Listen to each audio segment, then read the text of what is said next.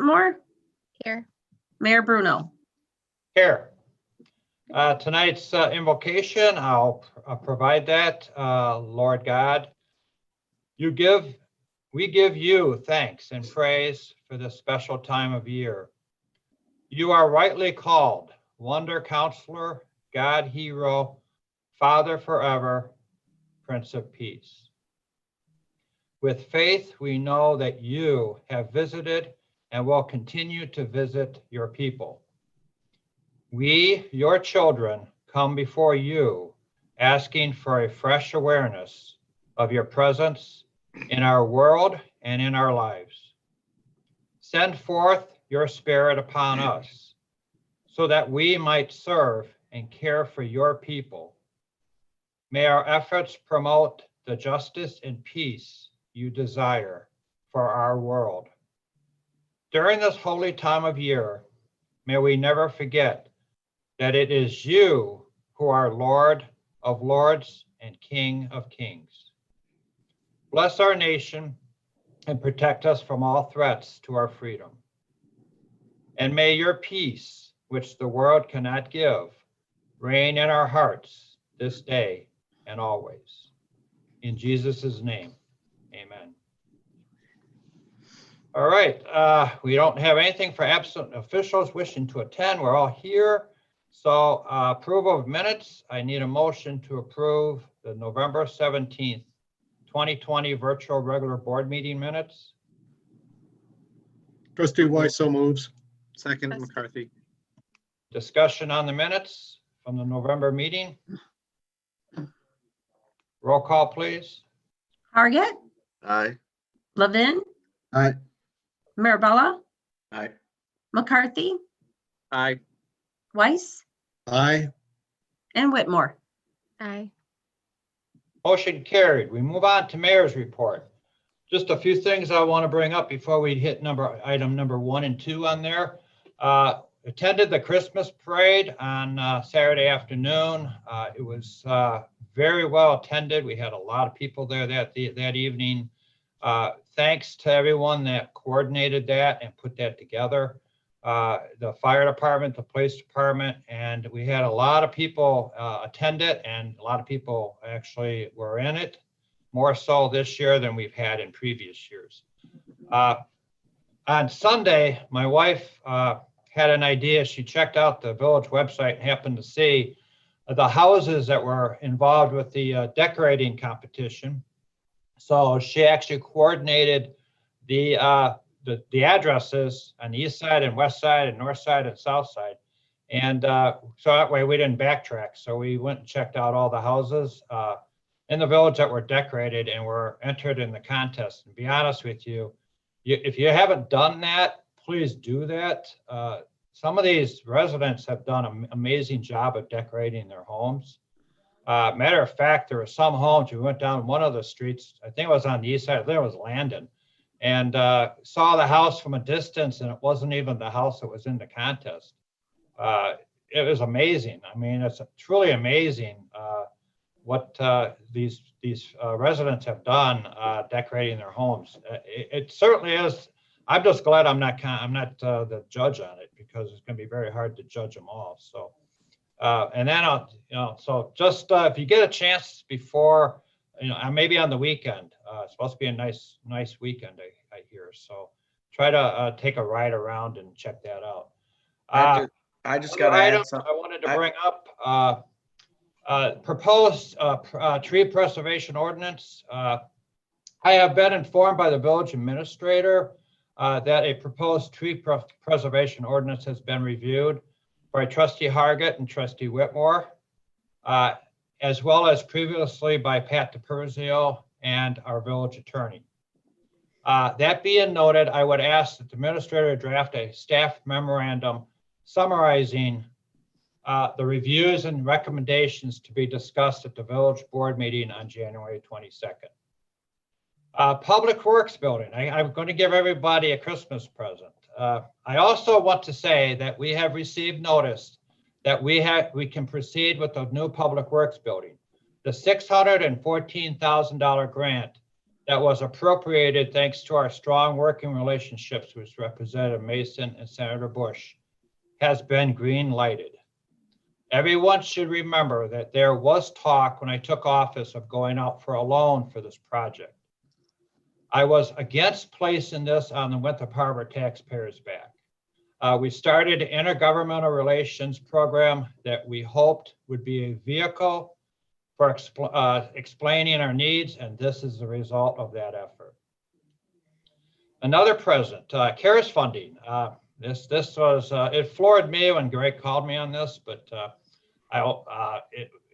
you have heard Greg talk about the CARES Act grant he was working on for funding to offset the COVID-related expenses.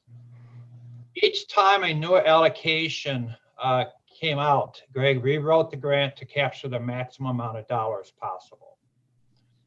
Well, I am happy to tell the community and the board that we received our maximum allocation based on the county and federal formula of $306,114.31. Quite amazing. When Greg told me he was filling this grant out, and it goes by population, we applied for 1.1 million. I said, well, what do you think we're going to get? And he said, I don't know, maybe somewhere in the ballpark of 70,000 to 100,000. I mean, we really didn't know. And he called me up at my office one day, and he said, are you sitting down? And I said, no. He said, well, you better sit down. I said, I thought it was bad news and not good news. And when he told me this, 306,000, I said, you're kidding, right? Fortunately, he was not.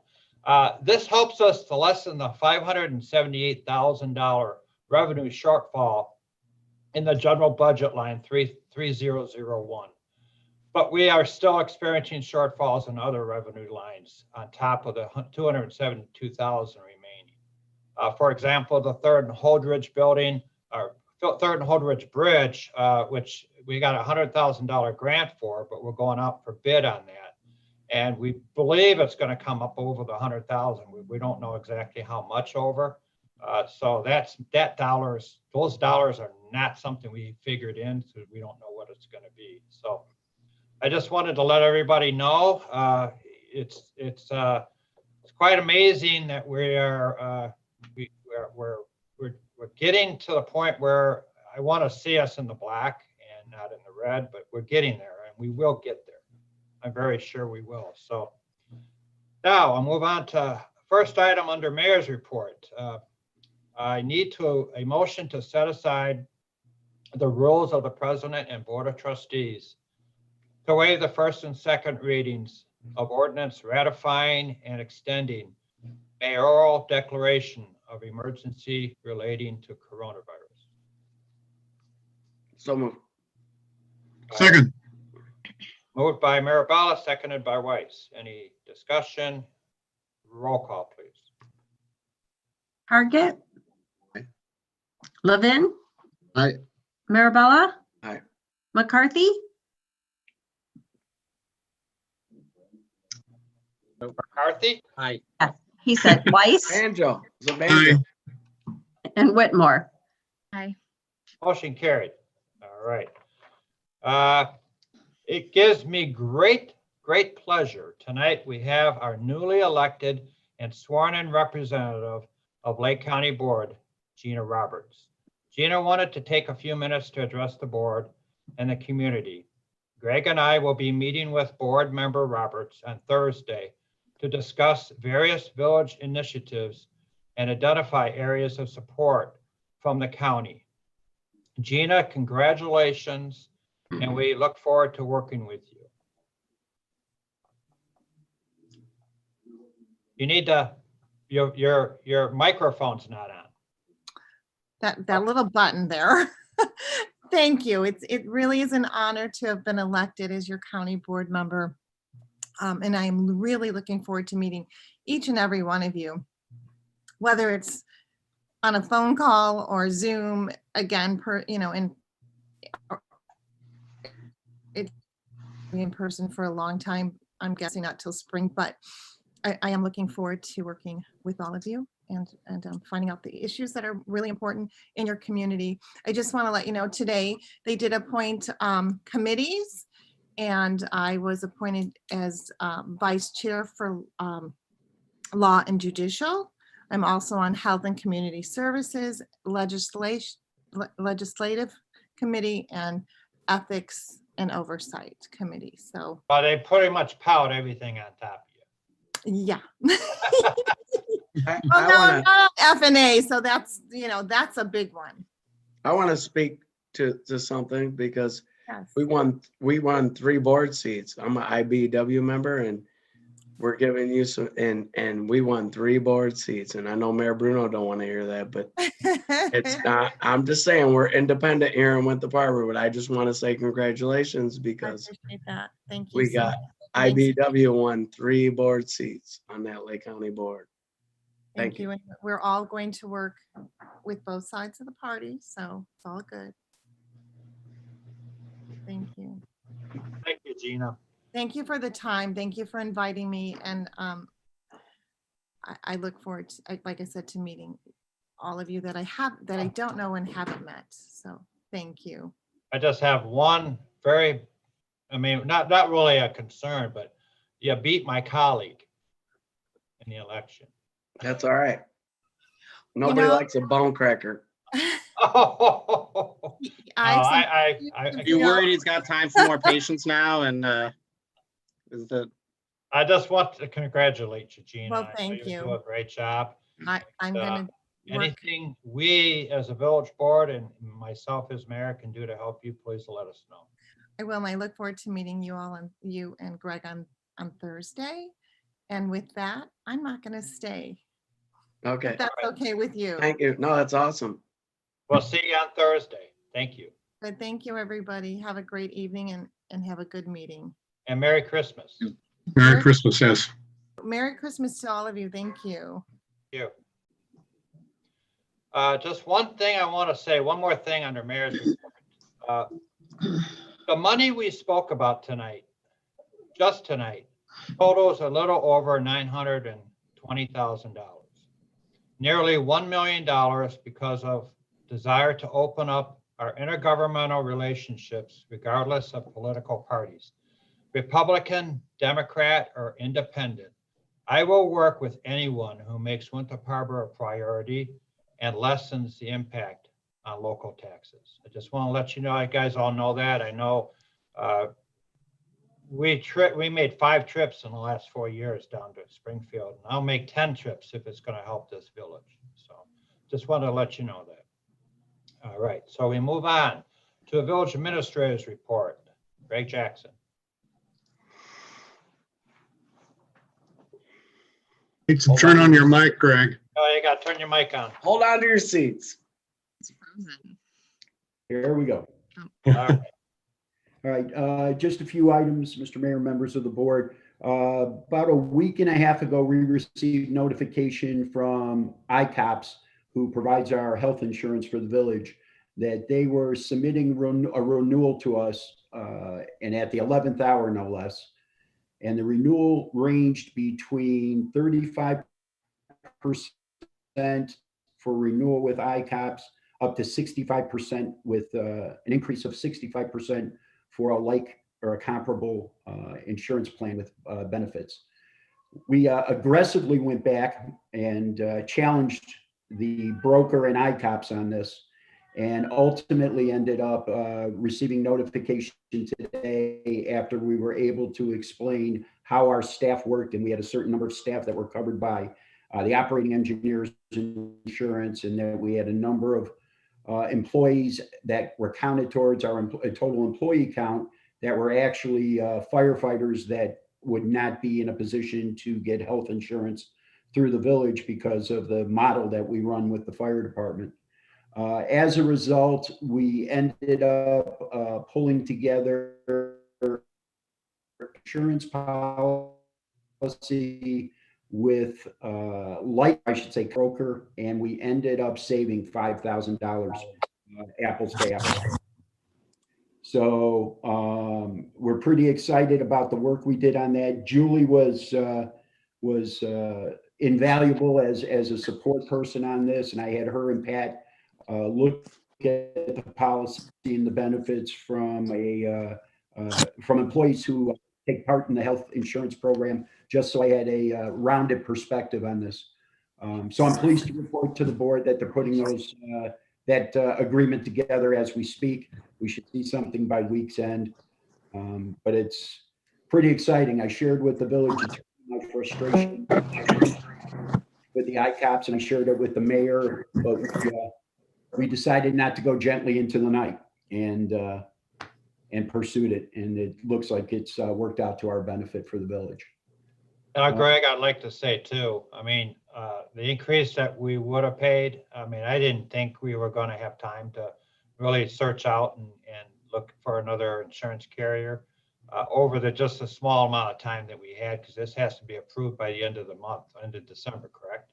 Yes, Yeah, but congratulations and good job. thank you. Just to follow up on a issue that's been raised over the past couple of board meetings, I've compiled a little over a half a dozen food truck ordinances, mobile vehicle ordinances, which I am breaking down into its various components. And then what I would like to do is have discussions with you, Mr. Mayor, and members of the board about doing an outreach to our business community about the food truck ordinance, especially those restaurants who would be impacted by this. And then be able to begin to draft a mobile food ordinance for sometime in January, if not February, so we can begin licensing or permitting for the spring. Yeah, But that work continues to be underway. I hope first And and when foremost, we hear discuss, I hope first and foremost, we think about our restaurants that are always here, and I know you do. And I just want to say, because everybody's listening right now, so, and I know the yeah, no, person, absolutely. In fact, I know the person that's been beating this is a friend of mine, but I just want to say, first and foremost, we treat our people that are here already, and if they want to bring something in, they can, but we don't step on any toes of any business in Winthrop Harbor before we look at what we're doing with this. Yeah, I had communication with one of the business owners who wanted to, who's one of the business owners driving this issue. And my communication with him was encouraging him to look at our existing restaurants to provide that service. They're licensed here, they're paying taxes here, both property and sales tax and beverage tax. And it was important that, in my opinion, that we make sure we convey and protect the businesses that are here, that have decided to make Winthrop Harbor their home. So I've advocated that without a doubt, Trustee Marabella. I'm making sure I push that issue. And as we look at these ordinances, we can find ways to make sure that our opportunities for our existing businesses with this food truck mobile ordinance are available to them. And the board, after may decide this is not the right time to do this, or this may not work in Winthrop Harbor, but we did say an ordinance at the request of, and that's what we're doing. And then we'll bring everything together, let the board decide. I do want to say this because there's talk of a number of ordinances, and the mayor brought up the tree ordinance as well. You know, we get pushback all the time on ordinances of either being too weak or being too strong and too restrictive. Written and approved based on what the body, the village board, decides at that given point in time, they believe to be in the best interest of the electorate, the constituency in town, whether that's the business constituency or whether that is the residential constituency. If people believe that ordinances are weak, they are entitled to that opinion, but I would want to state that that's the ordinance that the village board at that time, and continuing forward if there hasn't been needs of the community. With that being said, Ordinances that are deemed to be too strong or too pesky or too intrusive, again, that is based on what the village board at that time and going forward without amendments believed was appropriate at that time. That's why we're looking at a food ordinance now, because we haven't had one in the past unless it was an interior business associated with a carnival or a festival. The board decided that that maybe wasn't enough, so let's look at a new ordinance, and that's what we're doing here. Same thing with the tree ordinance. Citizens came forward to express their concern about tree preservation. It was members of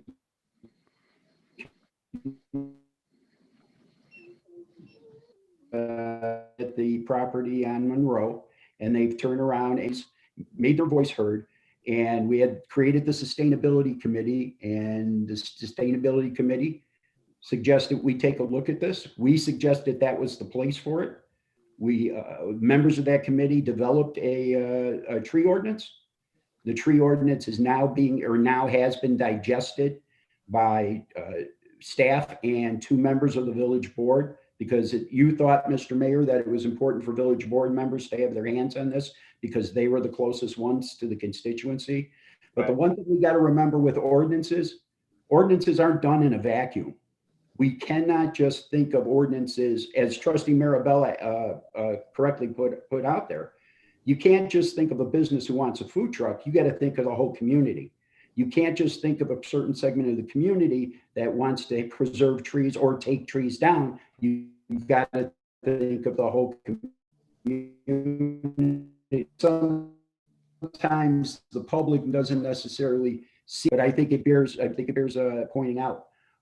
As we talk about the tree ordinance, Mr. Mayor, I just want to bring up that, that this happened in February.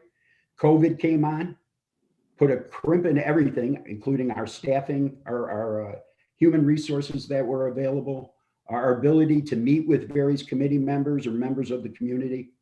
But you created the sustainability committee for the purpose of giving people with environmental concerns a voice, and that's what they're exercising.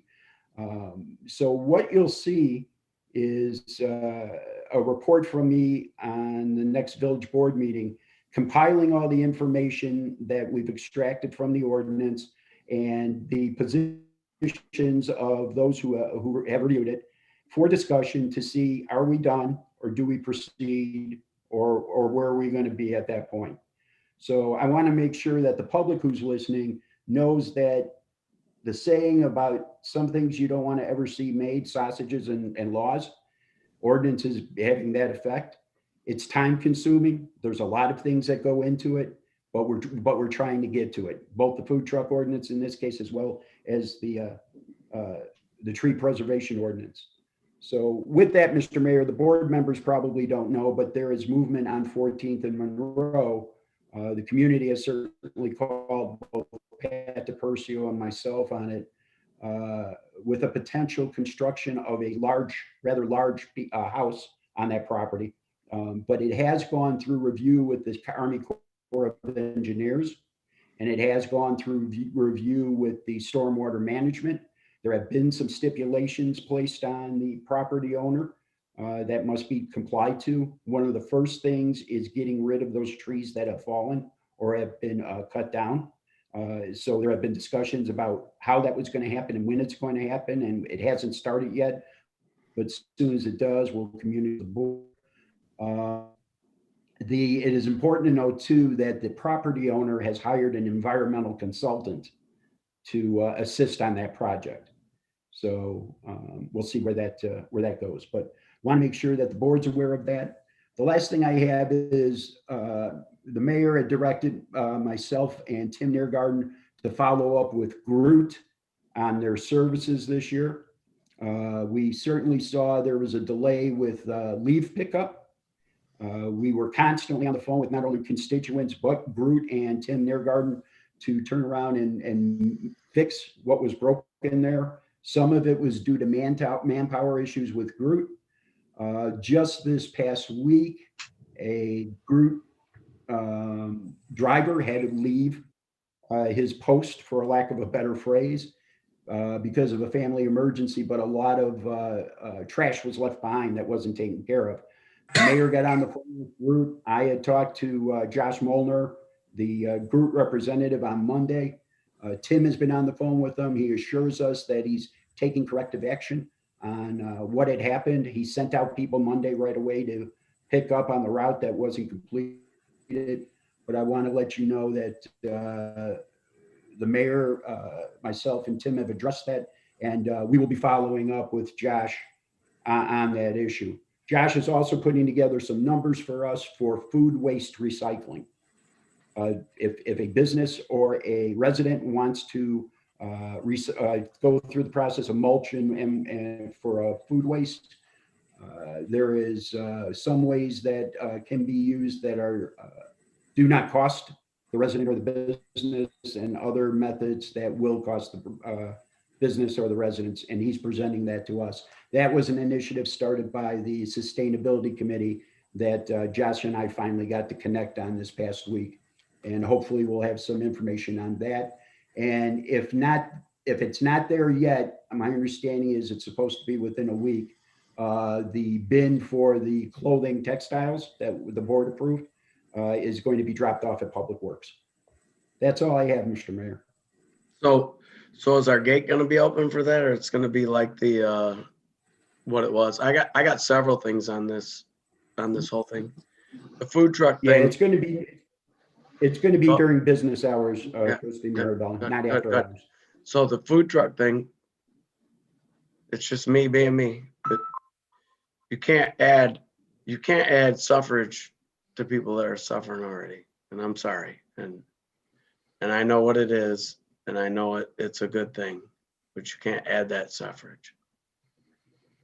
The Groot thing, I got so many calls that I couldn't even answer them. So that's why I started directing them to the mayor, because I couldn't do it. And I know that that's not my department, and I got it, but then we started hammering the mayor, and then that got taken care of. So I know this is what it is, and I'm not pointing fingers, and I'm not that person. I love our mayor. I think he does a great job. I just want to say, when it starts hammering down on me, I'm gonna hammer it down to somebody else, and I'm not that person that's not gonna. I'm gonna say where it goes, and I'm gonna tell people what to do, because that's me, and I know you guys all know that. And I'm not gonna divulge from that anyway. He's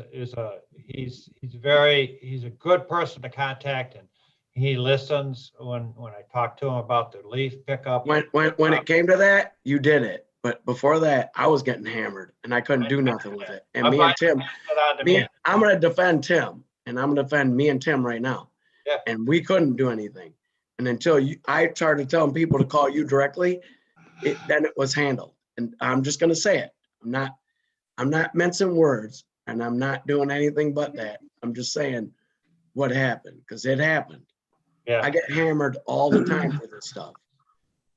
Tim gets hammered. Just Tim pass it gets on to hammered me. for this. But Trustee Maribel, just pass it on to me. I'll take care of okay. it. No, and we All did. right. And until I did, when I did, it happened. And that's what I want to say. I want to thank you, because once we did that, and once we passed the buck, it happened really fast. That's all I want to say.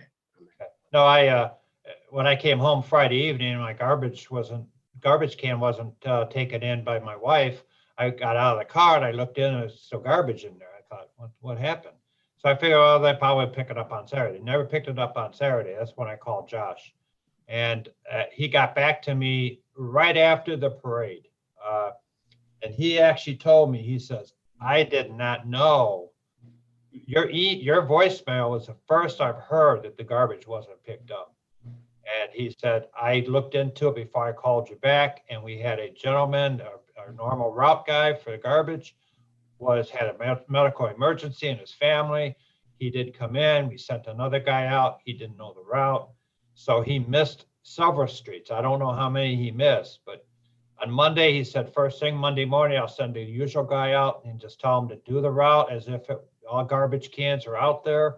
And he did every one, and he picked everyone up. So Josh didn't even know. I was thankful I called him, because he wouldn't have known by Monday morning either. I mean, in the field, I let Debbie know at Village Hall. I let Tim know, because I know they were going to have to field calls from residents complaining why the garbage wasn't picked up.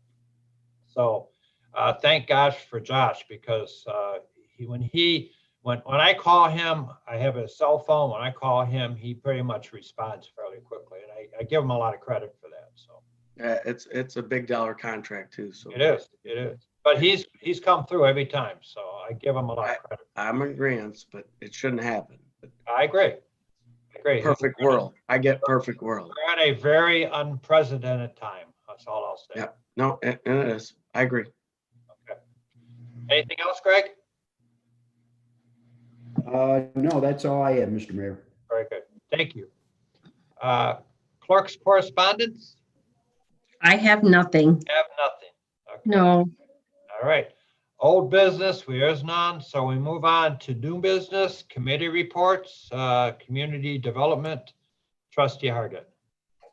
All right, this one, we're gonna have some open questions on it, but I want to get it to discussion. So I'm gonna make a motion to approve the request to proceed with the petition to annex 9689 West Franklin Street and 9715 West Franklin Street, both in unincorporated Zion, by directing the village attorney to prepare an ordinance to annex the properties. I need a So second. moved. So moved. Second. Okay, by Trustee Mirabella. Discussion. Yes, please, discussion. I saw some of Yes. the pictures. I want to hear more about this. So there's the pictures, and there's a number of different angles on this. I'm gonna try to explain it, and then Greg or Pat, please jump in if there's anything that I missed. But so this is the property that we discussed in the last meeting, or one of the properties that we had discussed in the last meeting. After that meeting, my understanding is that same property owner also owns an adjacent vacant lot that they would like to be included in. And it also was come to be known that they have a accessory dwelling unit. They had converted a garage into a studio apartment, which is rented out. And so it becomes complicated in that, one, we have to decide if we want to annex in a multifamily property. But even then, if we did want to, properties are annexed in as an R2 zoning, which doesn't allow for multifamily. If they could go through a process to convert it to R4, but we currently have a moratorium on multifamily housing. And so there's not the ability to add multifamily housing. And so Pat, add anything to that. And then Bob, I think we have to have the discussion of what options there may be. That's right, trustee. The issue is, and I'm hoping Bob can help out, actually. Because I'm not even that, right? The board, Pardon me? if the board agreed what we're doing, we could supersede that, I think, but. Yeah, I'm to not a sure. degree, you can have an a pre-annexation agreement in which you waive or provide for certain things that are otherwise not permitted in particular properties. It's much like giving a very broad scale variance. The way it works is you can, the agreement is good for 20 years, but if you have established non-conforming uses within that 20 years, they can continue on indefinitely under our grandfathering rules once 20 years is up. Sorry for interrupting, but yeah, go ahead, Pat, sorry. Well, that actually answered my question, is how we could deal with the several nonconformities under the existing code. So if that can be done with an annexation agreement, then that really alleviates any of the concerns I had with regard to zoning. Well, it still has to go through this would still have to go through the zoning process, because you can't change the underlying zoning itself. You can give basically variances within the zoning, but the R2 zoning, which is the automatic zoning segment, still doesn't allow more than one single family house per lot. What? By annexing this property, is that going to set a precedence for like future, even residents in town now? Yes. I mean, that's my only concern too. I don't want to be opening a can of worms by annexing this property. So we have a number of grandfathered in houses with accessory dwelling units. In my neighborhood, there are 3 or 4. Now it's an older neighborhood, and I assume that those were constructed well before some of our zoning and ordinances were in place that would restrict some of But that. do they live in them? No, they're renting out their accessory dwelling units. And so there are some of these out there now, and my entire neighborhood is R2. So I assume they're non-conforming, have some sort of grandfathering, or I'm alerting of something now that we need to look into. But Hey, you did it. Before Attorney Long jumps back in, I will say that is dependent on when those units were installed. If they were installed prior to the adoption of the zoning ordinance, then they would fall under grandfathering. If they were installed after that, unknown to us, they are actually not grandfathered. They're an illegal use that is not permitted. So if we became aware of it, we would require them to remove it. Yeah, these are all very, very old homes. Yeah. Is the moratorium on the multi-dwelling housing, is it specific to new construction? I mean, because this is a different case of it, so it's in general. And I mean, what is the spirit kind of behind that? I mean, I would guess that it's the bigger concern is, apartment buildings versus, say, duplexes, right? I mean, what is it, or was it really that they didn't want any of this either? Well, it's been in place. It's been in place for at least 30 years. I think probably closer to 40. And they were looking at, there was a whole bunch of apartment buildings that were built in Zion in the late 70s. And I think that none of them are around anymore, incidentally. So it's not like you can just go and ask the old trustees and the mayor what it was like. But Robbie may remember, his dad was kind of. Yep, one is, yep. But the basic idea was they wanted to maintain a single family residential neighborhood kind of village, and they did a great job getting us to this point in time and having the housing stock that we have without it being carved up too much, and without having, there are a fair number of apartments in town, and we certainly have a lot of affordable housing, but you still have predominantly single family homes, and that's where the drift of this came from, at least as it was explained to me by people like Jimmy Harris and Art Fosland and guys like that. It served its purpose. I'm not sure that this is the kind of ordinance that's always going to be in place forever, and we've made some modifications to it over the years. If the Triangle property ever does get developed into condos or something, well, there's an exception built into the zoning that's set aside for that. If we got some good proposal for condominiums up and down Sheridan Road in place of those hotels, would we pay attention to that and upgrade those properties? I think we all would, yeah. So those are the kind of exceptions that you want. This one is an unusual exception because you're being asked to take a property in, and really the question goes to, is this the kind of property that you want to bring to the community?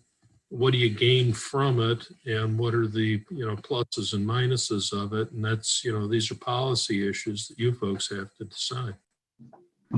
I'll speak out on that, and I'm always for non-conforming, and I always am, but I believe our attorney is right on this, that do we really want to set a precedence with a non-conforming at this point that's not going to benefit our town as a whole? And I'm not saying it that way. I'm just saying, do you really want to bring in a non-conforming that we're going to set a precedence that So the precedent we're setting is that potential properties annexing in that already have multifamily may be considered for annexation, right? I don't know that this is going to create, widespread across the community, everyone looking to convert their garage. Exactly. Into So how many of these properties are there? So you're saying that, so how many are there that it's going to benefit us as a community?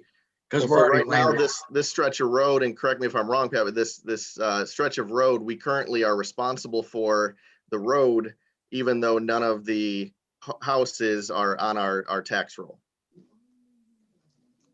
That is correct. The south side of the road is unincorporated. Right. So, and across the street from it's ComEd right away.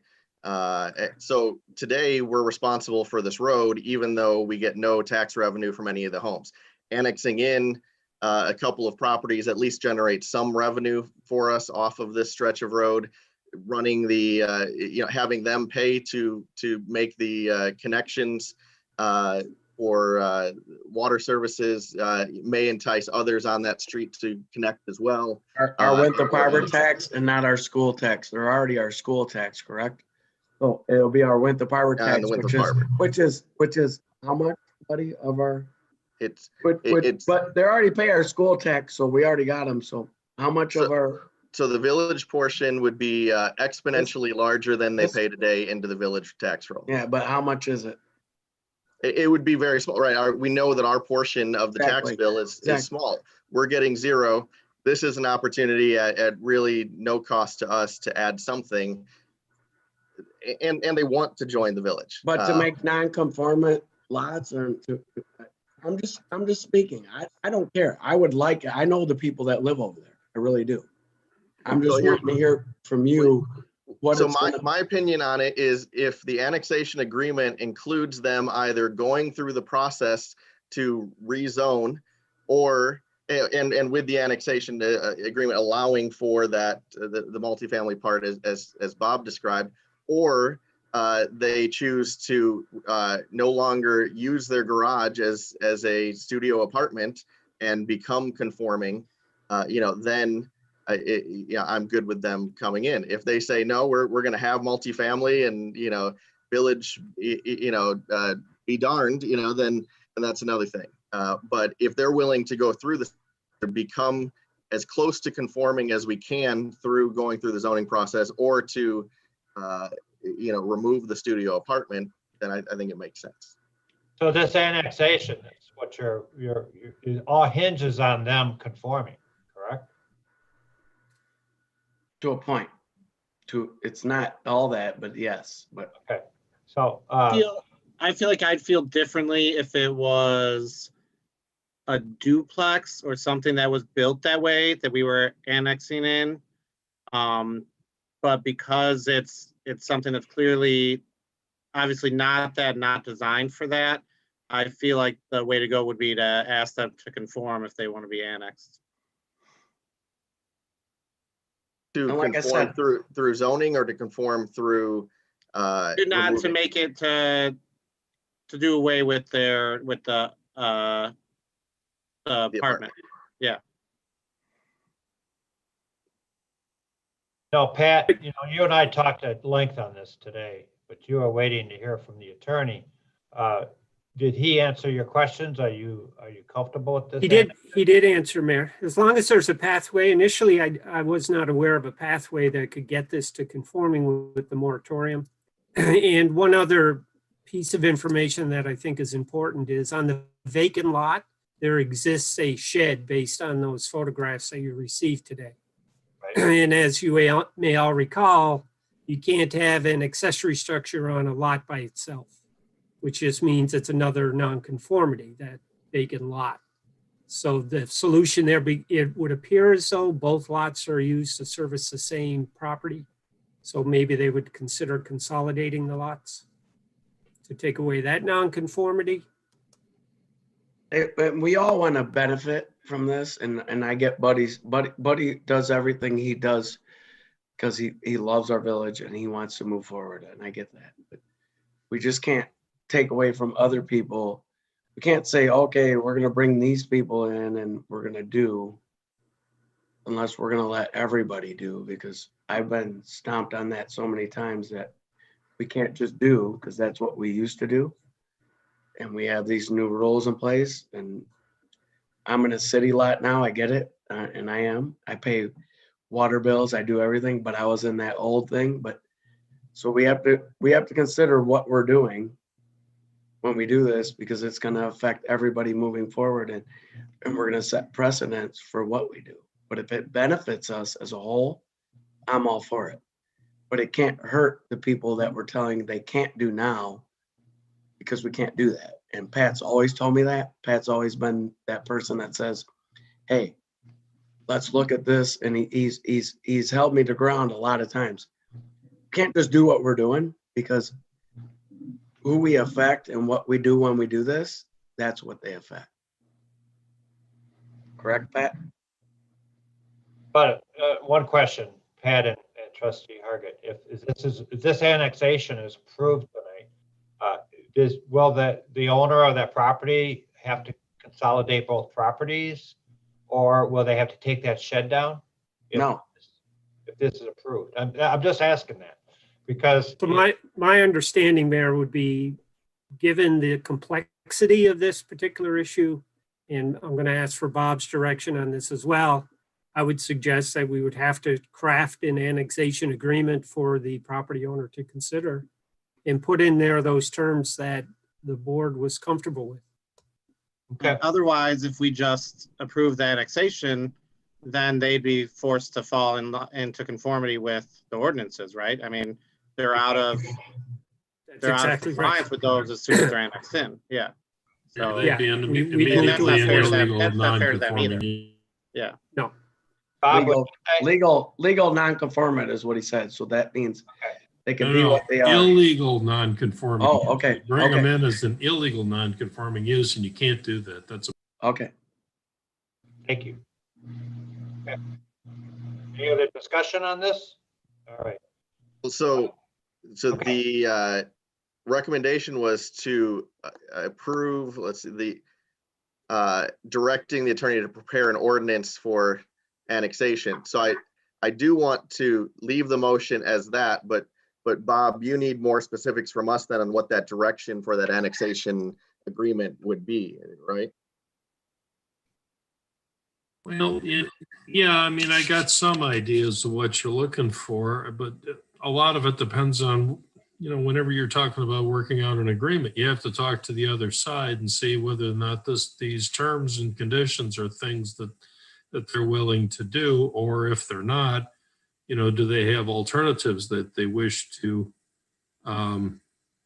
put forth, and you have the extra complexity of the fact that the R2 zoning, I mean, I suppose we could try to see, what I really don't like is the idea of allowing a variance across the board, where this thing is not only not, you allow you waive off on the apartment, you waive off on the nonconformity of the shed on the lot without a principal building, and then you waive off on the zoning itself without ever putting it through the planning and zoning board. That's problematic, because then you're talking about a lot of waivers without having gone through the statutory authority of the planning and zoning board. The first two you probably can do. That I don't have a big problem with. The third one, where you're essentially changing the zoning by allowing a specifically non-allowed use within that zoning district, that's a problem, and it's a problem in a lot of different ways. The principal one is that it doesn't give appropriate written notice to the adjoining and abutting landowners and get published in the newspaper. So the question is whether or not that action is even 100% valid, or does it, you theoretically could end up with neighbors that get mad, that are unhappy, that think this is the wrong thing to do, because we never know all the dynamics within a neighborhood. Not everybody does actually get along with their neighbors as well as we might wish. And they may have people that they just don't like, or that don't like them. We don't know that, and there's no way to tell that. But the way to solve that problem is to wash it through the planning and zoning board, and that way the people that might have a complaint have an opportunity to come in and tell us what their complaint is or how they feel about it, or stand up and say this is the best thing that we've ever seen since sliced bread, and you got to have kind of that aspect of the thing too. Sorry for the longer answer. So I guess, so if we want to go that route of taking something through the PZB, do we still need to vote on a motion tonight, or is this just discussion on it for now Pat to keep working with the property owner and kind of see where they stand on this and what they're willing to do and what path they want to pursue? I think it's premature at this point to actually write up the ordinance. You can, Absolutely. I would to make it make more sense, I would suggest that you modify your motion to not so much direct me to draft an ordinance, but for Pat and me to negotiate and to try and to attempt to draft one if a negotiation can be successfully concluded. And give us some, a little bit of leeway to see what we come in with, and then we'll have to bring you a draft ordinance for your approval later on anyway, and then see what the process that the landowners are willing to go through is. The fact is we know they're willing to spend some money to get out of, or to annex. Part of that is driven by the fact that they've got a problem with their septic field, I think it is, a water problem, whether it's a well or a septic, whatever. And they want to attach up to village utilities. And that's one of the best things that any village has to sell are its utilities. So the sooner when in recognition of that, you have an opportunity here to maybe get a little more than you otherwise would. And that's something that, you need to, it does mean you need to try to take advantage of the people, but you ought to make sure that the deal that you get is in fact one that's best for the village in that setting. Because I have seen annexations that did not work out very well at all. I spent all of last month writing in a brief in an appellate court on an annexation that didn't work out well in another community. And I just really don't want to see you have to go through that. So I'll say, I didn't want to pay a water bill and I'm paying it now. So that's what I'm going to say. So there's some things that you do, but I don't want to pay a water bill and I'm paying it, and I'm not making light of it, buddy, but he's exactly right. There's some things that you do. There's some things that are there's benefits, but then there's things that make you not want, but absolutely. All right, so I'm gonna amend my motion then from directing an ordinance to be written to directing Pat and Bob to continue negotiations with the property owner. I'll second that again. Okay, very good. Okay, don't need discussion, we just had it, so. Anybody have anything to say besides, no? Okay. A roll call, please. Target, Aye. Levin, Aye. Mirabella. Aye. McCarthy. Aye. Weiss. Whitmore. Aye. Great, motion carried. Thank you, trustee Harder. We move on to finance, trustee Weiss. Thank you. I make a motion that we approve accounts payable warrant 2020-13 in the amount of $140,998.43.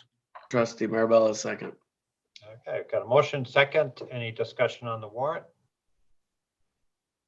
Okay, roll call, please. Target, Aye. Levin. Aye. Mirabella. Aye. McCarthy. Aye. Weiss. Aye. Whitmore. Aye. Motion carried. Thank you.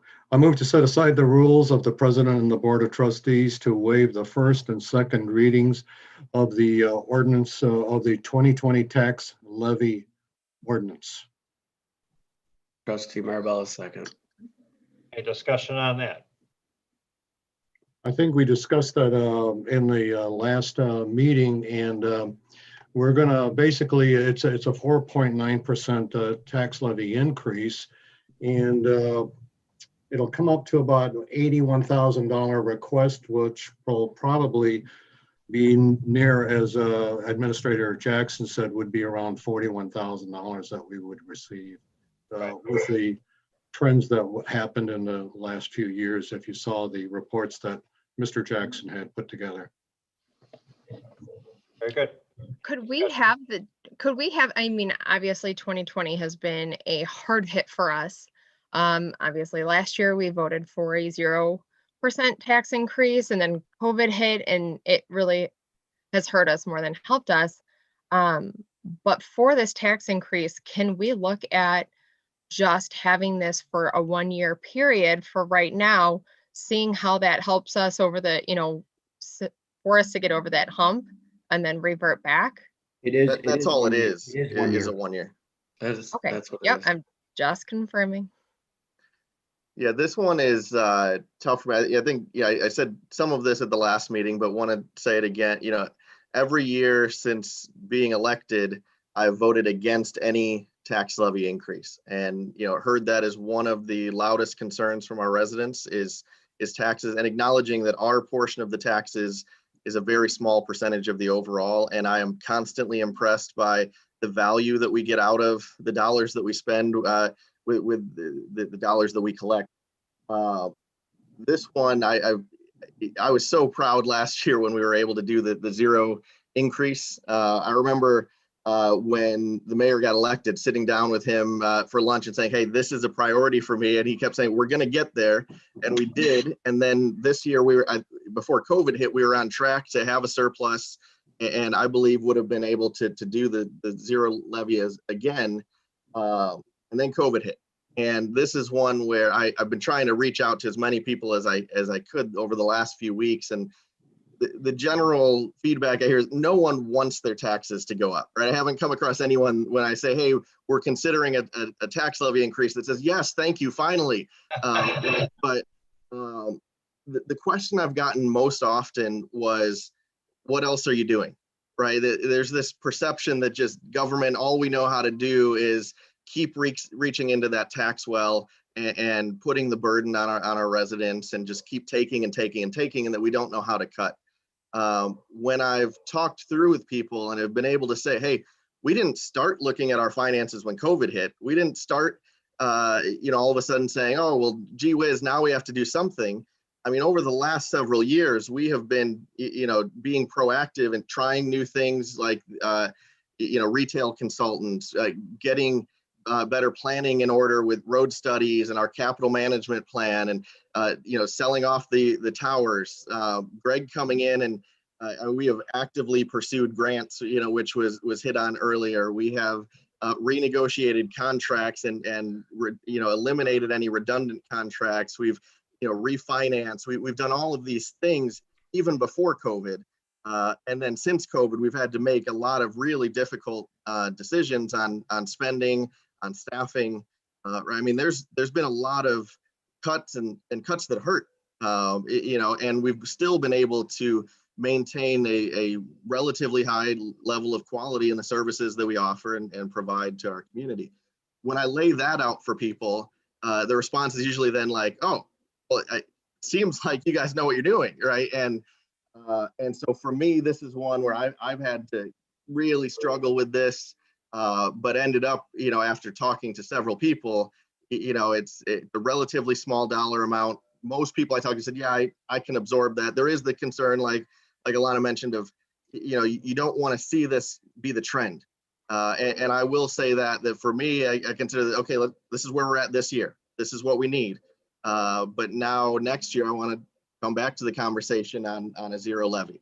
I want to come back to say, do we even get to a position where we can roll back some of our tax levy, right? And continue with the great things that we've been doing over the last few years, and hopefully we're in a much better position next year. Thank God you put your big, hey, I want to do this. Thank God you put your big boy pants on. And thank God, and I'm glad every Winthrop Harbor resident is reading this right now, and they're hearing this. We need a tax increase. We're going to need a tax increase because not only are we facing something that's coming up to you guys in a moment, and I'm not going to ruin the moment, but what I'm going to say is we need a tax increase. And you can fluff it all you want. Hey, I'm getting elected. You're not. I'm glad you're finally speaking out because you got a couple years to buffer. I am so glad for this. It's not about that. Our tax base in Winthrop Harbor is based,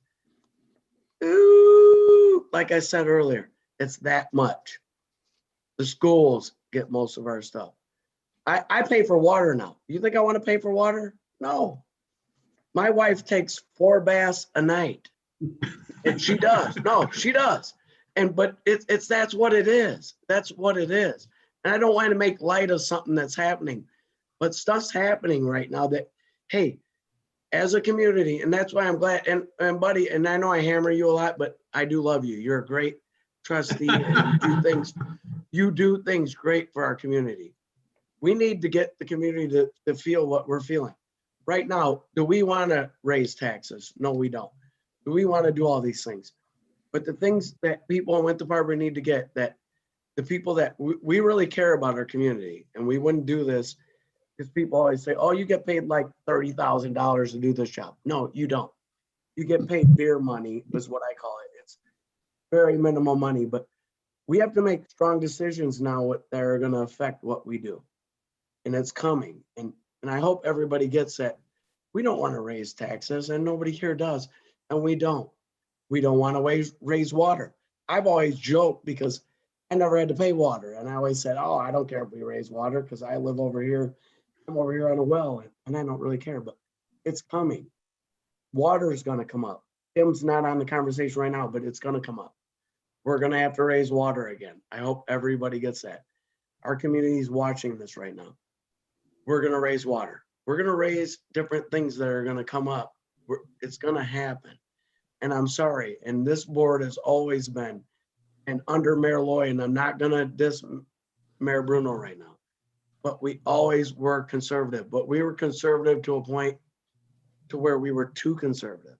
And it's coming. And I'm not going to divulge anything right now, and I'm not going to get into the spiel. And I'm sorry, but as Winthrop Harbor community gets, and the people I've talked to and the people I know, they know it's coming. It's coming, and I'm sorry, and nobody wants it, but buddy, really, it's coming, and we're gonna have to do it as officials. We're gonna have to sacrifice because we are. It's not lightly, and Fritz even knows, and Fritz, the financial one of all of us, that'll say no, no, no, but in the long run, I know he gets it because to keep what we have, to preserve what we have in Winthrop Harbor, we're going to have to give a little. It's coming. Well, and two quick things real quick on that. One is what I found in talking to people is the bigger gap, even bigger than some of the financial gaps we deal with, is communication, right? There is a lot of really good things happening that we've been able to do, and people have no idea. And so we need to just keep finding new ways to get that out in front of people that they understand what's happening. The other thing is Trustee Marabella said that he loves me. I just feel it would be rude to not respond to that. So I love you too. But yeah, thank you. Well, let me bring up several issues that I look at. First of all, when you look at the county that we live in, and maybe Miss County Board Roberts can address this issue and help us with this.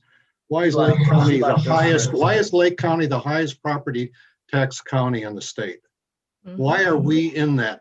You look at Pleasant Prairie, what's going on north of us. We're on the border with them, and they're hammering us, to use your phrase, Mr.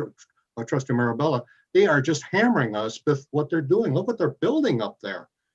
So the first thing is the county.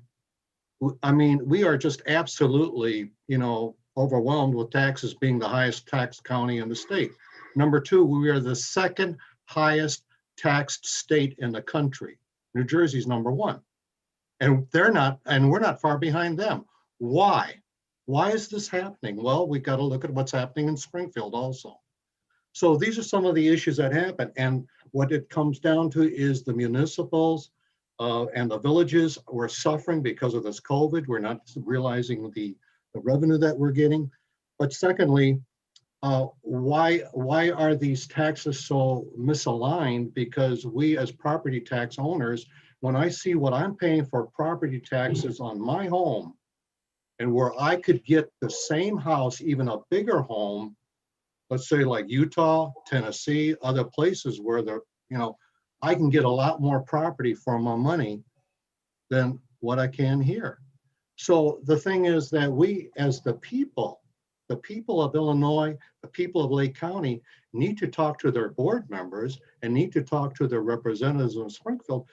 Hey, reduce our taxes. As you can see, what this fair tax amendment It went down. Because the one line item on the fair tax amendment was that the legislators would have the right to amend any taxes without voter approval. That was the one line item that really stuck in my craw. So, and when you talk about $31.21, to some people, that's a lot of money in this county.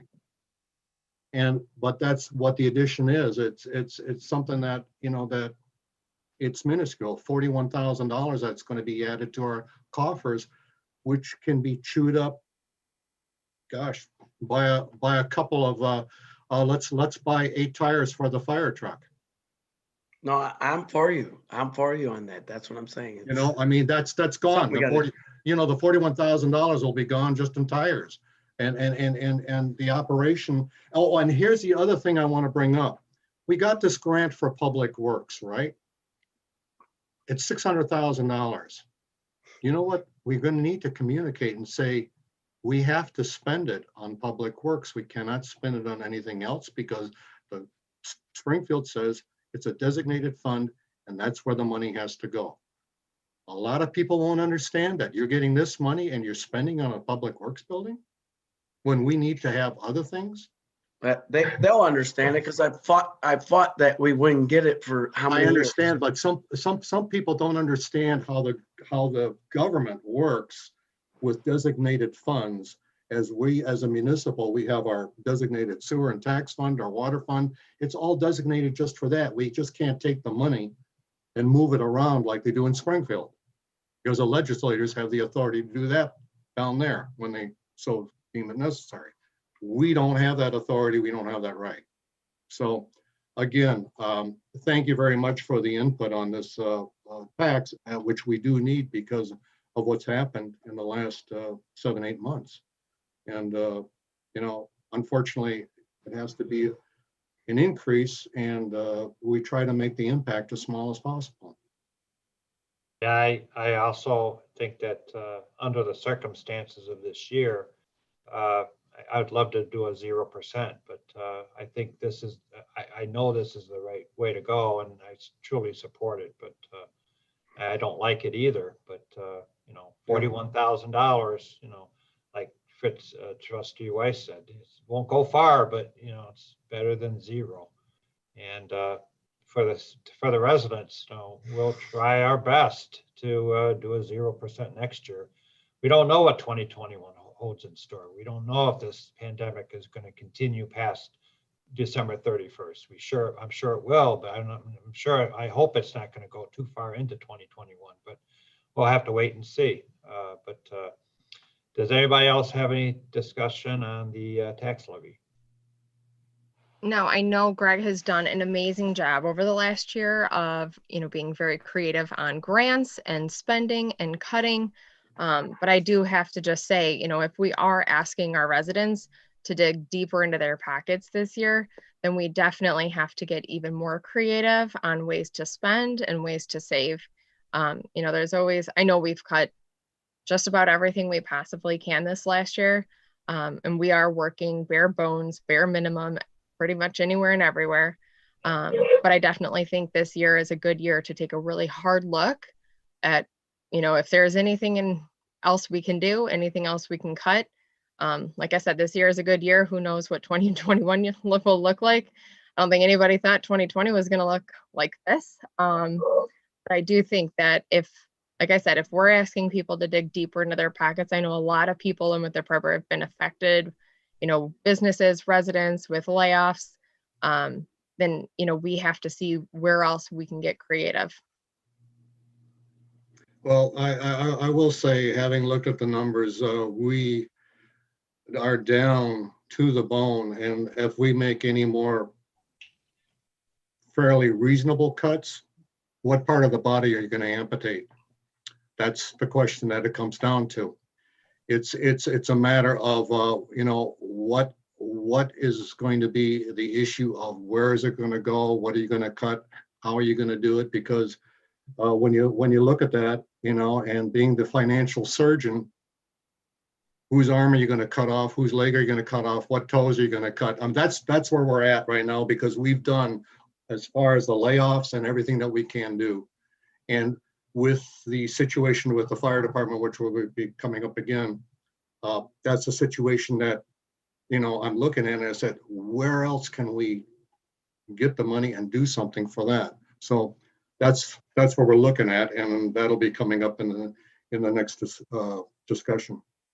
Mr. Mayor, Mr. Mayor, Yes, go ahead. just something to remind the board about, and it's odd to say this, but it seems every day since March 17th, when the pandemic started, and we went through all these different type of lockdowns, open up, partial open up, lock back down, and I think we found that, and Trustee Whitmore and I joked about this a couple times on the phone over the past couple months.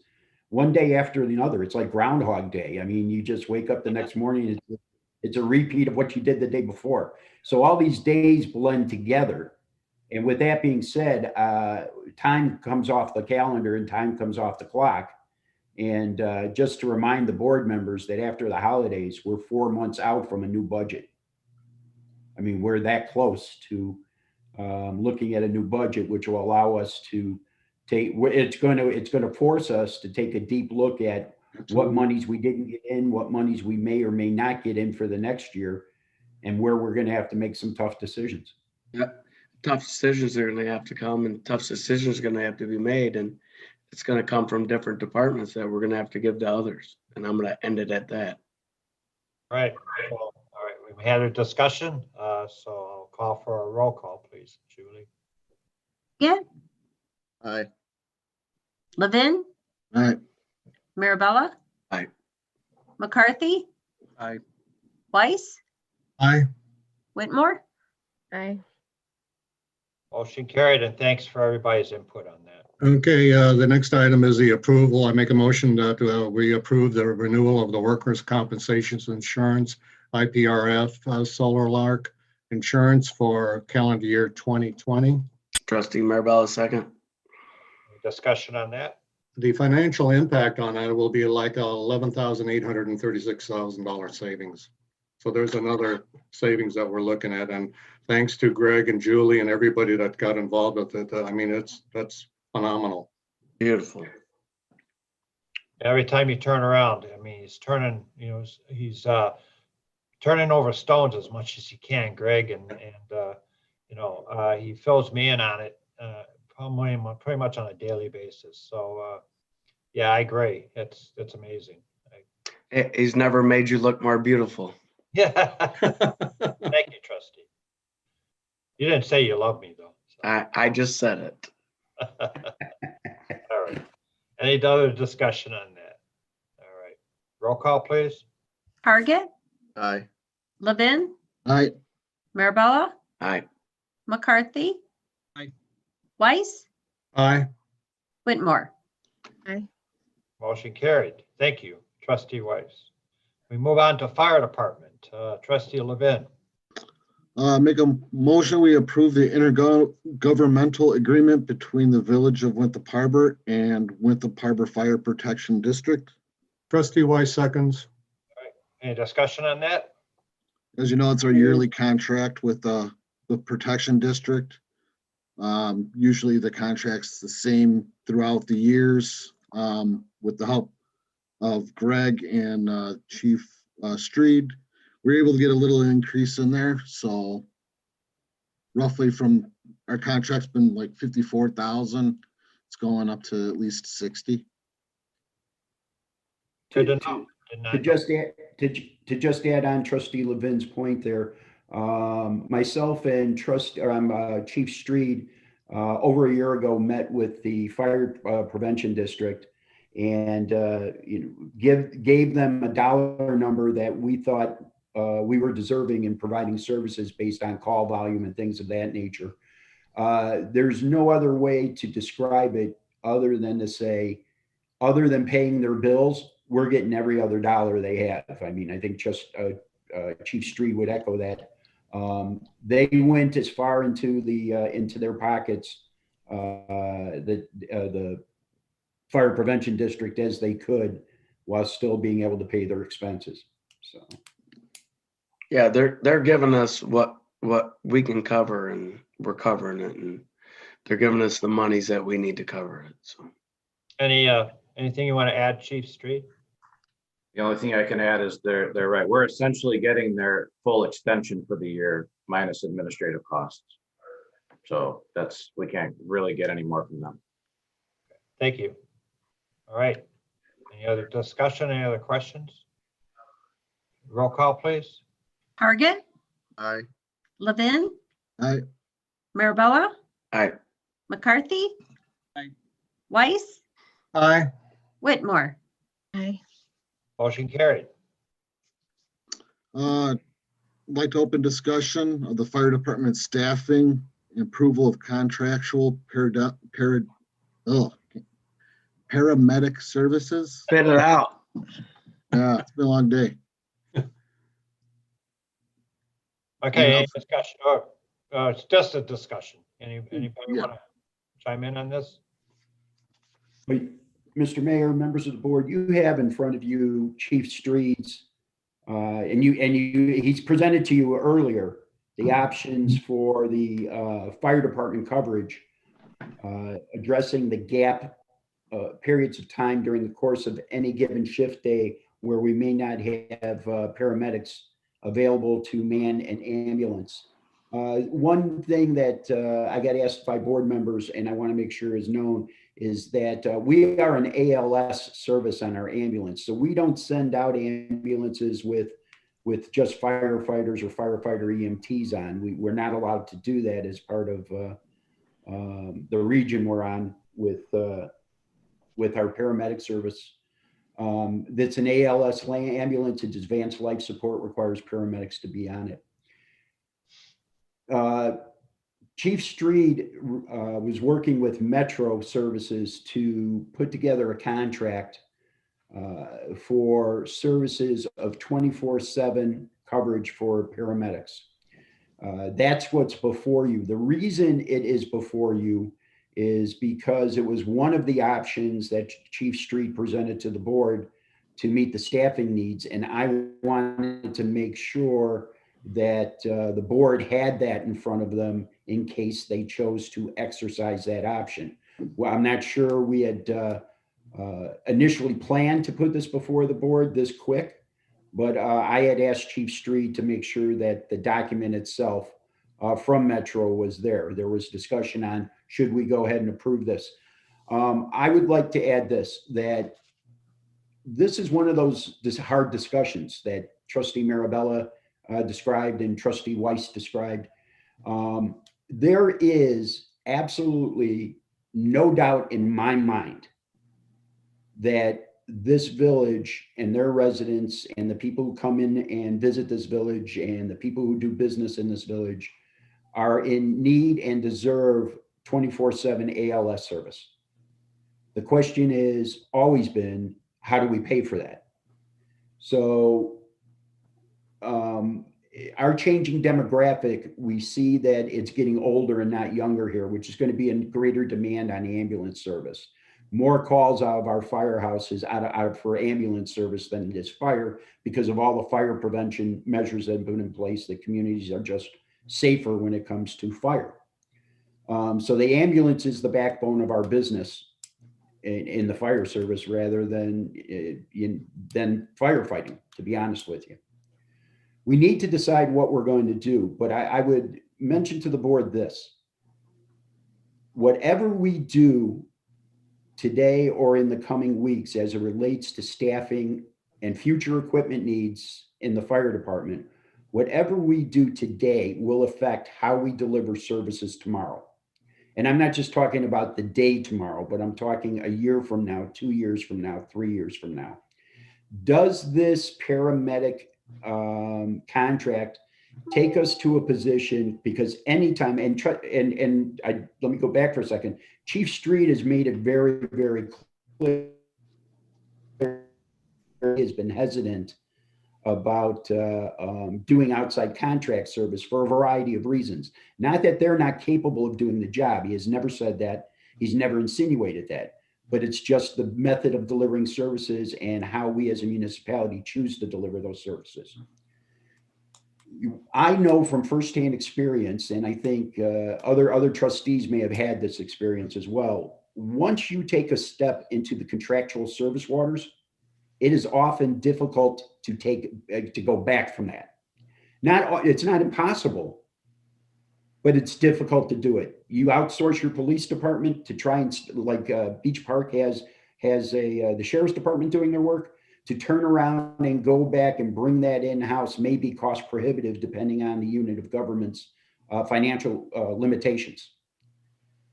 That being said, when the board discusses this evening, please keep in mind that that's a factor that comes into play.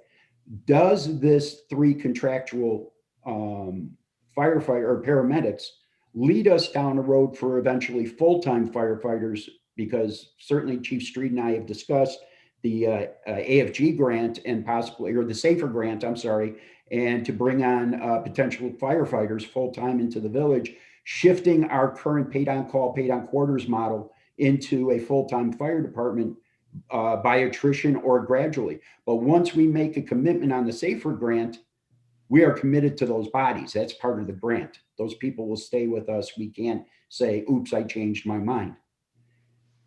So I'm saying all this because the decision you make today is going to affect how we service, the decision you make today or going forward on how we service our community as it relates to EMS and firefighting. The mayor and I had a discussion about this, and it evolved throughout the afternoon about how do we turn around and do what we know needs to be done and be able to fund it. And is it the right thing to do right now? Is it, should we have done it 6 months ago? Anyway, more than anything else, I think we all believe there hasn't been adequate discussion on this topic, other than some presentations that Chief Street has urgently made to the board stating, we're in the midst of a potential crisis. That being said, the mayor and I tossed around the idea of a committee, short-lived, very short-lived, because we don't want to waste a lot of time on this, to make a decision on what we're going to do, how we're going to fund it, and what we're going to do move forward. And when I say move forward, are we going to look at other funding sources to be dedicated to public safety, whether that's the non-home rule sales tax, whether it's some kind of other tax that we can have discussions about that would be dedicated to either fire service, police service, or both. What other methods do we have to dedicate some funding to that service? Adequately described by Chief Street, we have grown out of the model that we're in now. Our firefighters and command staff are saying, we want to do the job. We come to work every day to do the job. Now give us the tools to do it. I can't agree with them anymore. I think they're absolutely right. I think that's an expectation we can all feel comfortable in acknowledging that's acceptable. But how we do this is very important. And I think after the mayor and I talked, putting this committee together, short-lived, very short-lived, to turn around, make a final decision on how we're going to approach this, and almost like a strategic plan for funding the fire service, and providing what we need to provide to our citizens, is the right way to go. And I'd like Trustee Levin to chair that committee, being over the fire department. And I'd like also Trustee Weiss to be on that committee over finance. And how I turned around and I can talk to both Trustee Weiss and Trustee Levin and Chief Street on a conference call, but in a short snapshot, how I envisioned this was from a working committee standpoint, is to bring Chief Street and whoever he feels should be at the table from his staff on this. Mayor, you wanted Trustee Levin to chair this for when we started talking about this, and then right. Trustee Weiss because of the his finance liaison, and then we talked about potentially 2 people from the community, and have them at the table too. to serve as a vehicle to to get feeling from the community, but also to get it back out there. Fortunately, everybody in this group, except for whoever Chief Street may designate, is in the community already. So the pulse of the community will already be there. But this to be a committee that lasts for no more than 45 days.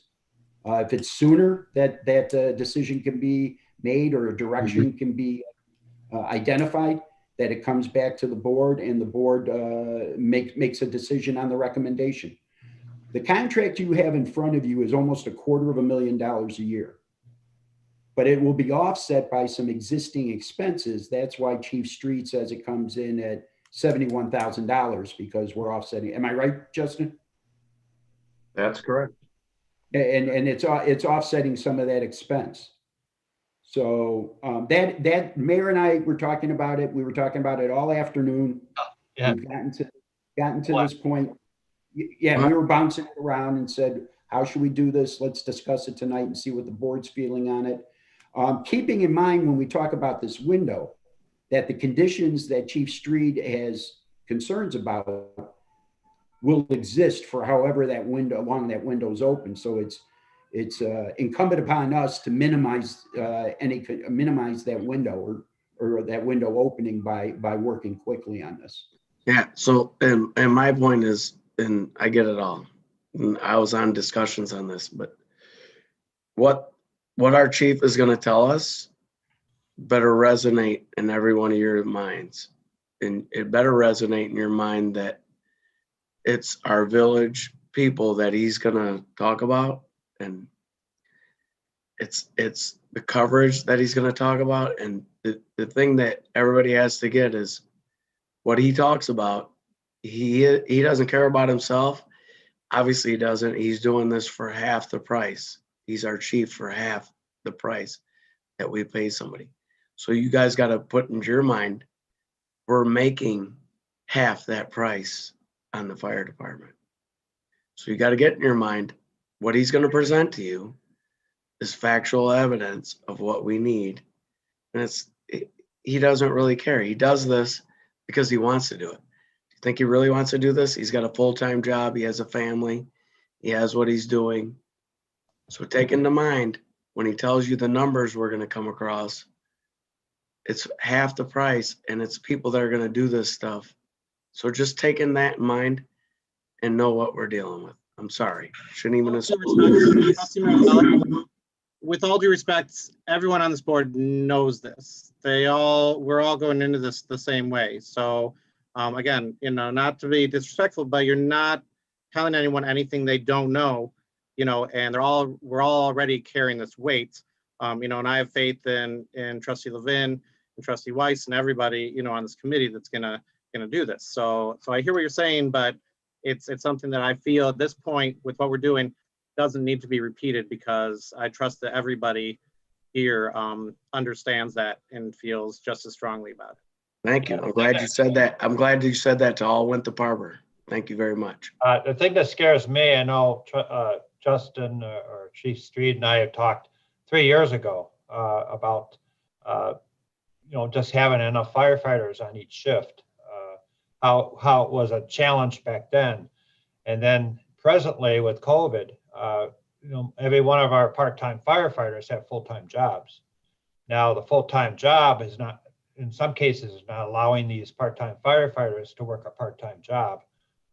So it's going to get even tougher to get men and women, firefighters, to be on our department because we're a part-time department. So that's what scares me. I know that's coming. I don't know how fast it's going to come. I know it's coming a lot faster than I thought it was because Chief Street, you and I talked, it may not be my 4 years, it might be the next 4 years, but we're going to have to start talking about it.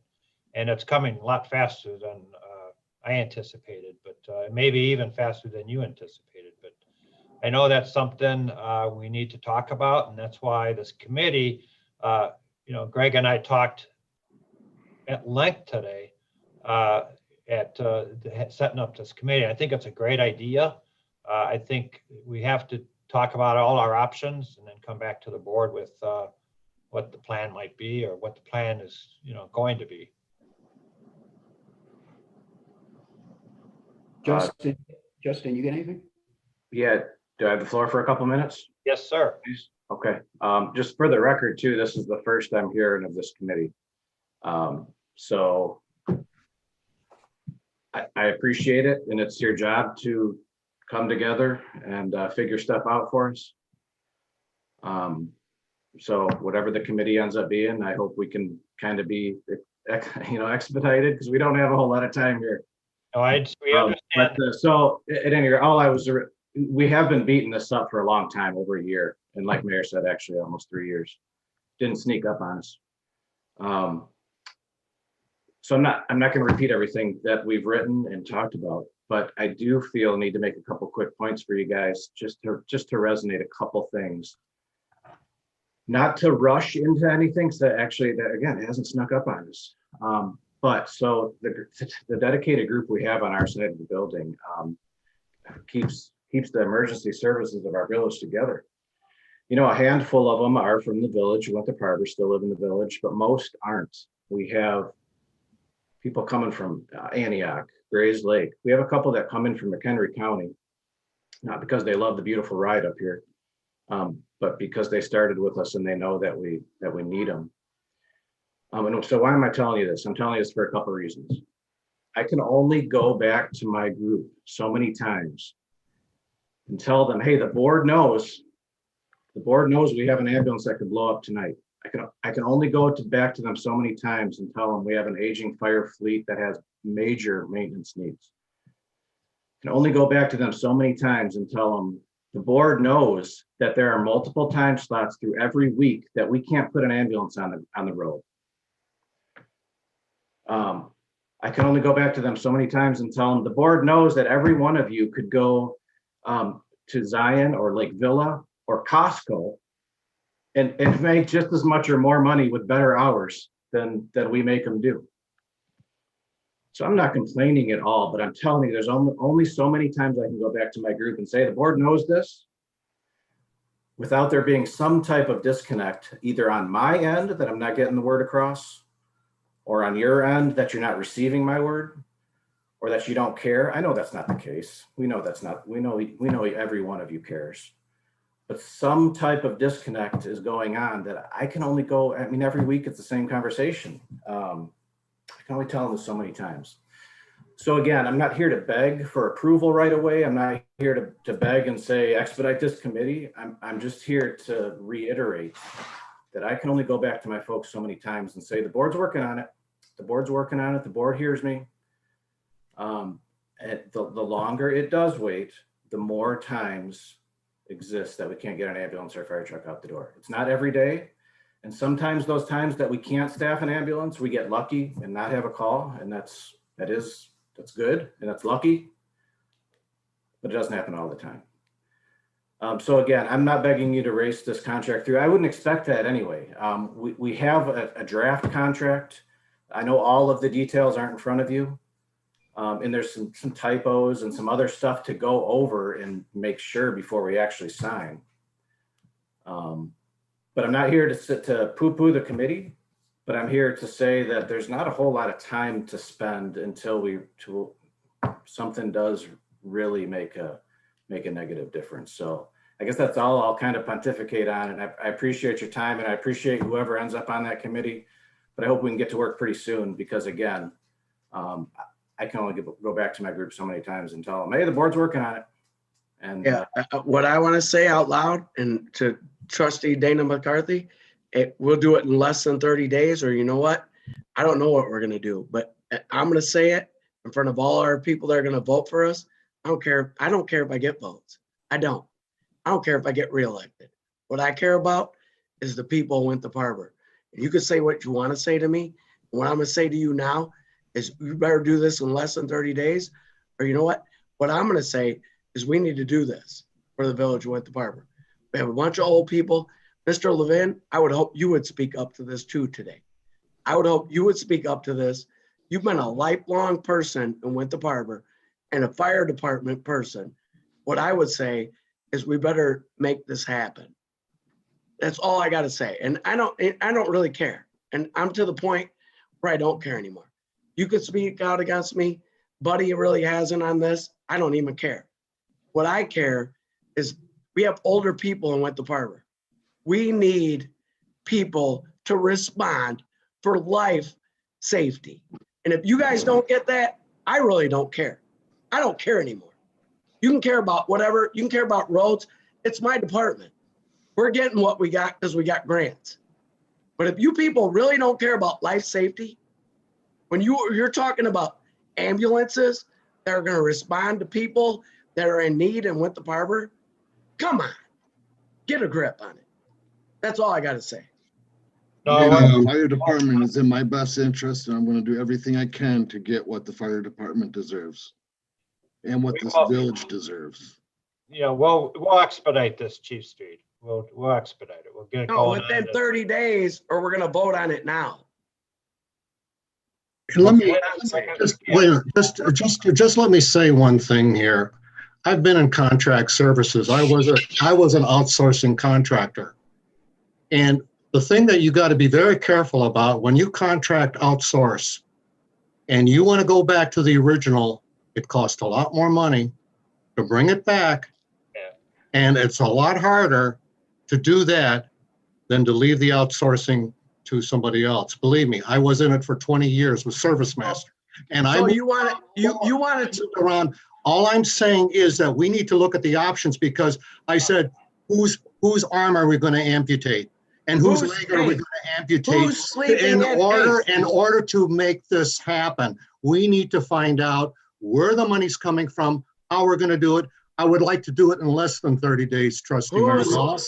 Who's sleeping in our department now? You look at what they get paid.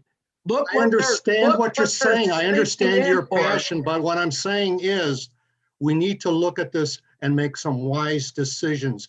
I understand Chief Street's concern. I understand that. I'm concerned about it too, because I'm the senior member of this trustee board. I'm 73. Believe me, I got health issues. And believe me, I remember when the ambulance came and took my wife to Vista Hospital because she suffered a debilitating stroke. I understand that. I'm all for the fire department. I want to expedite this in less than 30 days if we can do it. I'd like to do it in 15 if we can. Thank you.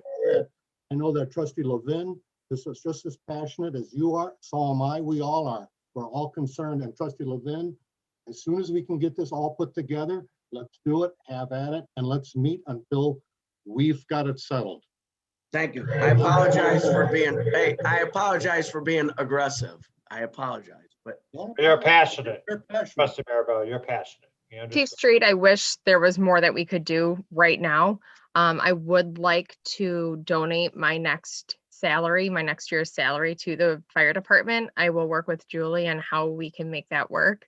I hate the fact that you have to go back every week and tell them that you don't think we're hearing you, or, we might not be understanding. I definitely just hope that you know that we do fully understand and we know the severity of this. And obviously for us to go out into contract is going to be far worse than, what we have right now.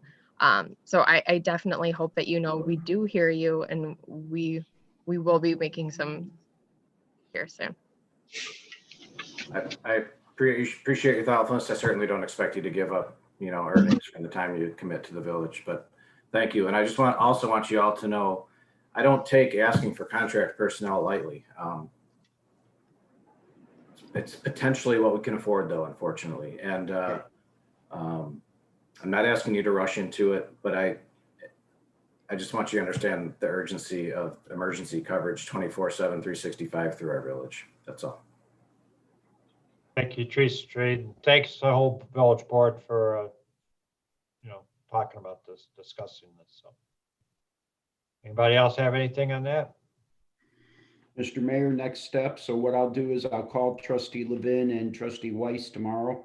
Lay out the time that we can all have this begin the first meeting. And so we can move this along pretty quick. I'd like to be involved with that too, if possible. Yes, sir. Okay. We move on to public comments. Did anybody submit any questions for us this evening? No, they didn't. Okay, thank you. We move on to unfinished business. Start with trustee Marabella. Hey, all I got is, so my person's gonna be mad at me, obviously, because I'm always sticking our neck out to give up what we got. I know we got a big thing and I want everybody in the village to get. I voted against spending money on our village building. When under Mayor Loy, I got a salt building and I got a public works building. And I did that at a sacrifice to my union. I did it as a sacrifice because he's total Republican and he's total everything against what a union stands for. And I did that. And I did that huge. And I got kicked off all of my stuff. But you know what? I got out there. I got that. Then it came to where we're going to do our village thing. And Tim Niergarter has been fighting me ever since because I fought him. I said, we're not doing this if we're not getting this. We brought in a person in Mr. Greg Jackson that has done phenomenal things. He's done phenomenal things for our village. He's got us things that people don't get because we don't talk about it. It's not published. It's not talked about. It's not what happens normally. Things happen in the village. So are we getting this thing for our public works building? Yes, but it was at a cost to nothing for the village. It's a grant. We've got grants for different things that we do.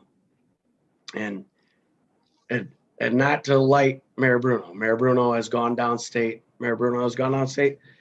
My father was mayor in town. Do you know how many mayors have gone downstate for the village of Winthrop Harbor? 0 to 1. And he's gone downstate and he's done things that have made things happen. And it is. It's not even lightly. Everybody thinks everything's lightly. It's not lightly. People sacrifice things in their lives to do things for the village they care about. I overspeak myself. You know why I'm not wearing a bandana and I wear a bandana every time? My father told me you can't wear a bandana when you talk on this because it's recorded and you look like an idiot. And I'm sorry I look like an idiot. And I'm sorry, Dana, I talk like an idiot to you. It's just my demeanor. No, it is. I don't mean to be that way. I'm so passionate about our village and I care so much about our village. That's what I do. I'm not here to be something for myself. I'm not here to do any of that. I'm here because I care. All I care about is what happens for our village. And if you people can all make things better than me, that's what I'm here for. And that is my passion. And I'm sorry I'm ranting and raving, but I care so much about this village and I want this village to succeed. And I'm sorry. But all our trustees right now, everybody does a great job. I just want to thank everybody because it's a thankless job. People are like, oh, you make like 30 grand a year. No, you make like beer money is what I call it. You make a little bit of money, you do what you do, but you care about your village. And that's the most important to me. And we all talk about what we do. The most important thing to me is we all do what we do because we want to do it. And it's not because we get accolades, and it's not because most of the time my wife's telling me it takes time out of her life. So that's all I want to say. Next step is we got leaf pickup. I'm sorry for the leaf pickup. I'm sorry. And I blamed a lot of it on the mayor. I did. And I'm not going to lie. This is me. A lot of people called me. I said, call the mayor. Call the mayor. It's leaf pickup. We had a service that was in town. People got COVID. Their machines broke down. I think we got the leaf pickup kind of situated. I think we got it. 99%. Yeah. The next thing that's going to come in is we're down one man for public works. We're down one man, and I always offer up Tim's man for the fire department, and I'm sorry for that. Tim might be watching. He's not on here, but he's going to be watching. We need people, and we're going to have to do plowing, and it's coming. And The nor'easter's hitting the East Coast right now. I hope we don't get hit bad, but we got a salt barn filled.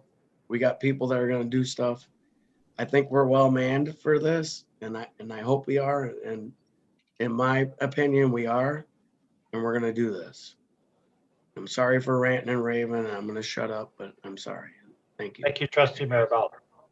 All right, move on to trustee Levin. All I got is thanks to trustee Whitmore and the rec department. That was a great Christmas light parade. I've heard good things about it. I've also heard other things, people upset, it's about the whole COVID and the restrictions, but we're doing the best we can deal with. And I think it went really well. That's all I have. Thank you, trustee Levin. You're still wearing the Santa Claus outfit, I am. right? Thank you. Trustee Weiss. I just want to thank Greg again for saving some more money. I don't know if you saw the last memo this morning.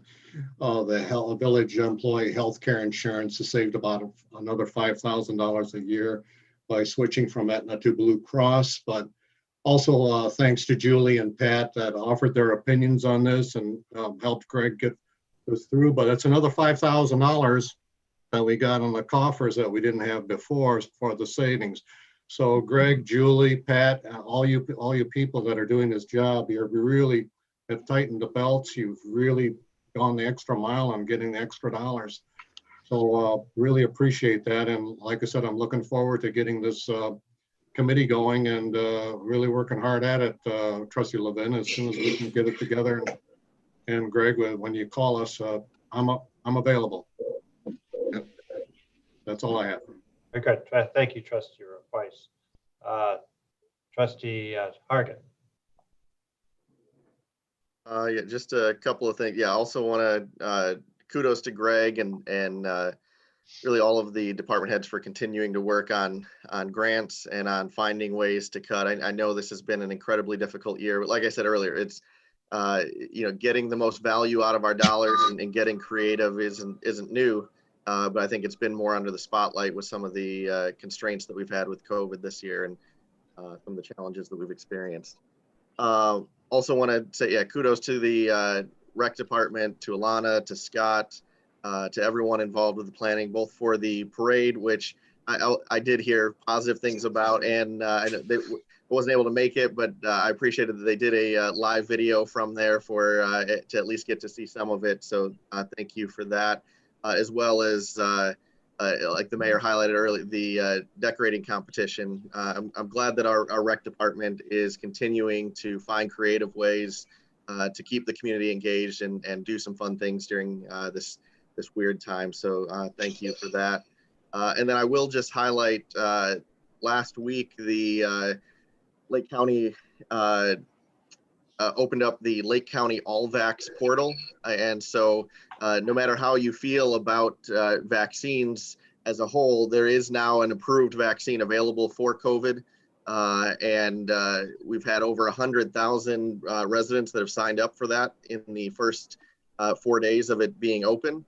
And so we want to continue to promote that. You can just Google All-Vax Lake County, but it takes about 2 minutes to sign up. But I think we want to make sure at least that our residents are aware of that option, that they can sign up and kind of save a spot essentially for whenever a vaccine would be available. And it's being dispersed. The state has set criteria for healthcare workers to get it first, long-term care facility, or it'll be a while before it's available to the masses, but people can at least sign up and kind of save their spot for it now. That is all I have. Thank you, trustee Hargett. Trustee McCarthy.